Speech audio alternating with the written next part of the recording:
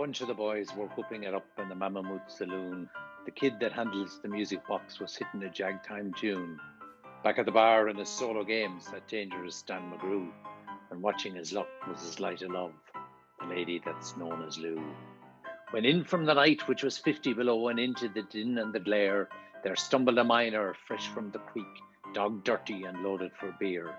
He looked like a man with a foot in the grave, and scarcely the strength of a louse. Yet he tilted a poke of dust on the bar, and called for drinks for the house. There was none could place the stranger's face, though we searched ourselves for a clue. We drank his health, but the last to drink was dangerous Dan McGrew. There's men that somehow just grip your eyes and hold them hard like a spell, and such was he, and he looked to me like a man who had lived in hell, with a face most hair and the dreary stare of a dog whose day is done, as he watered the green stuff in his glass and the drops fell one by one. Then I got to figuring out who he was and wondering what he'd do, and I turned my head, and there watching him was the lady that's known as Lou.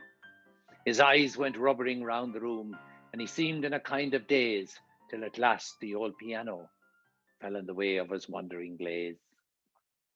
The ragtime kid was having a drink. There was no one else on the stool, so the stranger stumbles across the room and flops down there like a fool.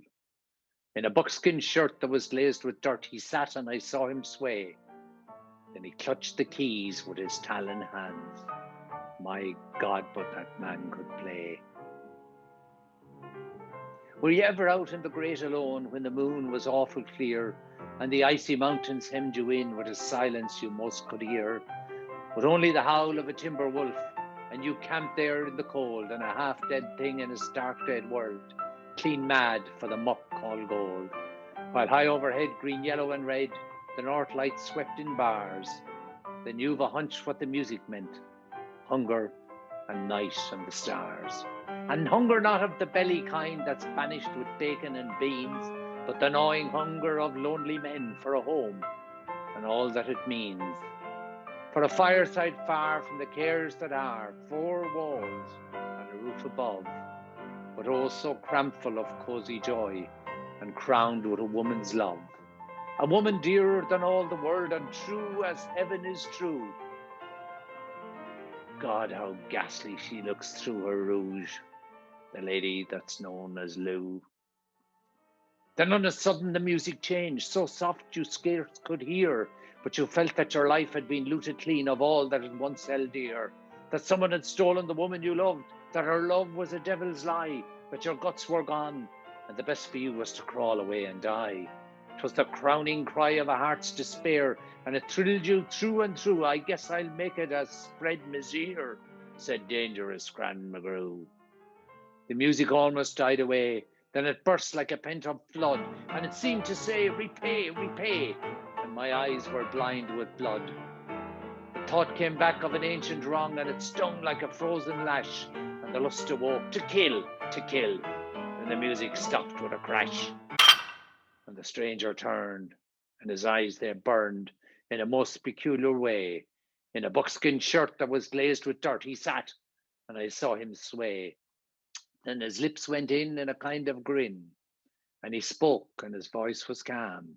And boys, said he, you don't know me, and none of you care a damn.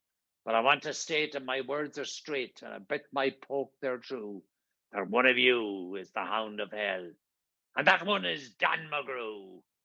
Then I ducked my head, and the lights went out, and two guns blazed in the dark, and a woman screamed, and the lights went up, and two men lay stiff and stark.